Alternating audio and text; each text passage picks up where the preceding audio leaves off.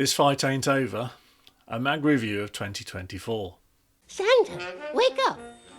Look at these headlines! 2024 has been a very busy year for mag. Let's take a moment to take a look back at the highs and lows. Hang on, were there any highs? I have to say that overall 2024 has proven to be a backward step for UK motorcycling. But this highlights why motorcyclists need to stand up and be counted. Yes, we are all different. I'm not. We knew that 2024 would be a busy year, with regional elections for mayors and police and crime commissioners in May, and what was largely expected to be an autumn general election.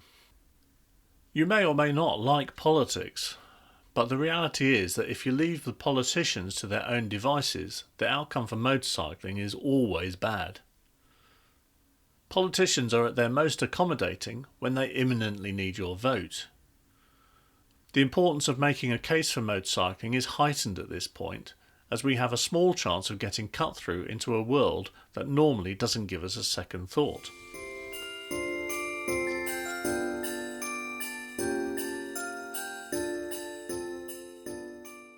Motorcycle theft is a key area of concern for us, and so we launched a major campaign to try and influence all the minds of the candidates for police and crime commissioners.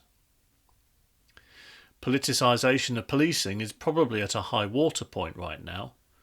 Whether we like it or not, there are politicians influencing policing in your area, though I do wonder sometimes if their existence really makes that much difference. Some candidates even ran on a platform to abolish the role. They were the turkeys voting for Christmas. Get your Christmas turkey. Our campaign consisted of asking all the Police and Crime Commissioner candidates to make a Fight Motorcycle Theft pledge. We were making the candidates aware that bikers are voters, and so influencing their votes requires offering them something in return. Making the pledge meant setting out a target to halve motorcycle theft in their respective area over their term in office, to hold their local chief constable to account by demanding regular progress reports on activity to achieving the target, and to work with motorcyclists to get a multi-agency approach to the issue. The campaign was quite successful, getting 57 candidates across 33 police force areas to engage positively. These 57 candidates made some level of commitment to ramping up the response to motorcycle theft. Out of those 57 candidates, 15 were actually elected. Now naturally, once the elections are complete, all successful candidates tend to allow the promises that they made to fade in their memories. So we needed to engage quickly with at least 15 elected PCCs to avoid those pledges acting like a morning mist as the sun rises. This was always the plan, but of course plans in politics often get overtaken by events. For us, the event was the announcement of an earlier than expected general election. Just 2 weeks after the PCC and mayoral elections, Rishi Sunak tested the water resistance properties of his suit as he announced that the general election would take place on the 4th of July. This course of events shows the importance of MAG having strength in depth across the whole country. The areas that reap the most benefit from national campaigns like the Fight Motorcycle Theft Pledge are the ones with active local groups and reps who can build on the local relationships. Whilst I did return to seeking meetings with our 15 favoured PCCs after the general election, the impact would have been greater with an earlier kick-off. Local grassroots activists are the ones that get results delivered. While the national campaigns can help open doors, we do not have the resource at Central to follow up individually with every local police force. The work taking place in Kent is the perfect example of how strength in depth works. Steve Mallet, Julian and other stalwarts in South East MAG were the ones who led the way with the first ever Fight Motorcycle Theft meeting. We developed this into a roadshow of events around the country, culminating at the City Hall in London just before the 2024 PCC elections. Steve already had a relationship with the Kent PCC Matthew Scott, Scott supported the Fight Motorcycle Theft Pledge campaign and duly won another term in office, and so Steve has been able to continue to strengthen and build on that relationship. Who was responsible for booking the weather? Not me. Who was responsible for booking the weather? Yeah, not me. The event itself, from our perspective of Medway Community Support Unit, is to get engagement from the community towards supporting us, to support them in keeping their bikes safe, reducing thefts, raising awareness of how that can be done, and ultimately to protect their property and make life harder for those that want to take their property, in conjunction with the guys from the Motorcycle Action Group who have been pushing this agenda for quite some time. We're fully on board with assisting with that because ultimately that's our job.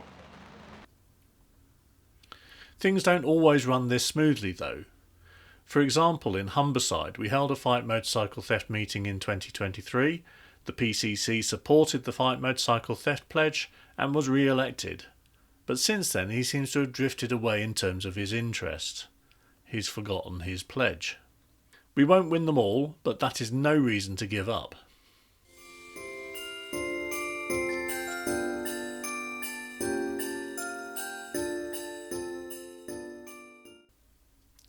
The first part of the year did see the emergence of a couple of glimmers of hope. The first of these was for licence reform. Years of campaigning for reform of the current motorcycle licensing regime seem to be on the verge of finally seeing some reward. The MCIA took the route of tying licence reform to net zero with their Licence for Net Zero campaign, which they launched in October of 2023. Whilst the industry tried to muscle through their own vision and proposals, MAG were taking a more pragmatic approach. We were calling for a detailed review to allow a sensible set of criteria for success to be agreed. The questions around testing and training are vastly complex, and there are large holes in the evidence available, so our position has been to launch a review aimed firstly at filling the evidential gaps. Meetings with the Department for Transport and ministers in the weeks before the general election announcement were indicating that a review was on the agenda. The first signs of trouble, however, were evident. The parting comments from officials, after the minister had left the room, were that more evidence was needed to justify to the Secretary of State that things should move forward. For me that rang alarm bells. Our position is based on the fact that further evidence simply does not exist, as the relevant data is not being collected. They had effectively created a no-win scenario where they would act only if the MCIA could prove an evidential case for their specific proposal. This was, in my view, a trap, and it's a trap that can be seen playing out now after the general election. The new Roads Minister has faced written questions about progressing reform of motorcycle licensing, and the response has been that they are waiting for the industry to supply evidence.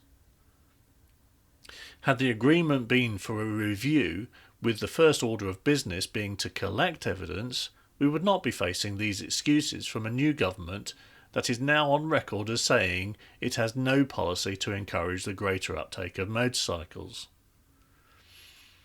I fear therefore that we battled all the way up to the starting line only to find that the race has been cancelled.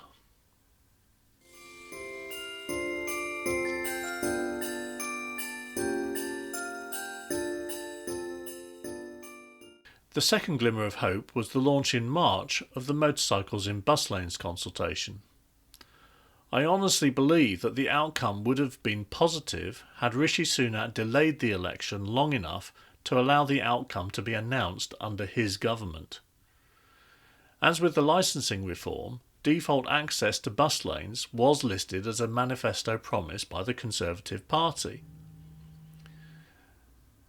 The new Labour government's rebuttal could well be nothing more than a partisan political decision. There is certainly no way that the decision was evidence-based.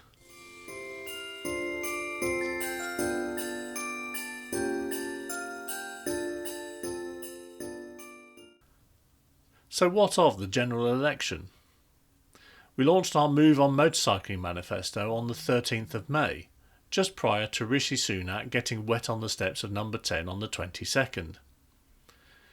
We were expecting an autumn election just like everybody else, but we wanted to get on with making a case for motorcycling, as we know we were never going to be a leading part of a general election debate.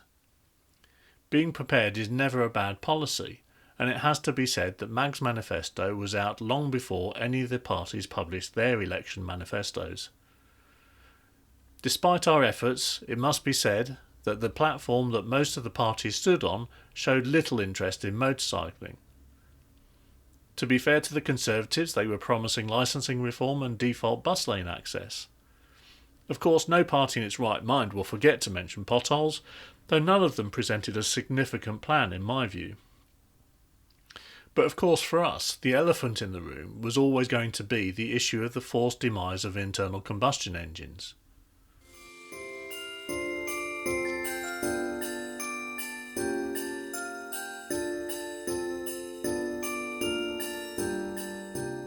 The scorecards were a dispassionate analysis of the alignment of the party manifestos with MAG's own Move on Motorcycling manifesto.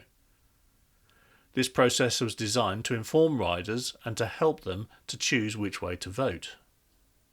Now, sadly, arguments and accusations came out that MAG was being partisan in giving a positive score to Reform UK, a party that promised to end net zero policy and thus the forced electrification agenda for motorcycles.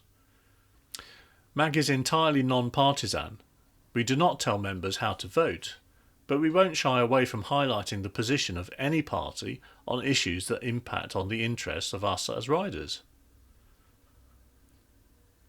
Since the general election, there has been an eerie silence on the fate of the internal combustion engine for motorcycles. The consultation was never resolved by the Conservative government, and there has been no mention by Labour since they took power. There have been significant interventions from the unions when it comes to the question of net zero policies and the impacts on workers. Indeed, there are rumours of reform of the ZEV mandate for cars and vans, but no official announcements or comment on motorcycles has broken through. I have no doubt that this argument will burst back onto the agenda in the coming year, but for now we are simply playing a waiting game.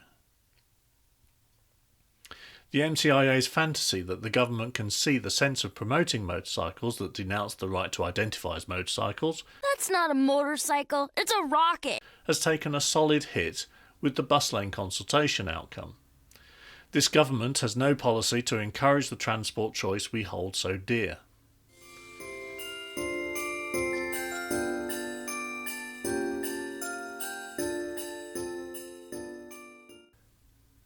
The sense that an all-out assault on motorcycling is going to appear through the fog of war is hard to shake. We are already working on some significant plans for the coming year. So enjoy your seasonal festivities while you can, and ensure that you enter the new year with renewed energy and purpose. We are going to need every ounce of strength and every fibre of resolve to get through the coming year. We will need every rider to do their bit, to turn the negative tide that has so clearly revealed itself over the last 12 months. Let's face it, even the editor of Motorcycle News has felt moved to write to her MP. Things must be getting really dire.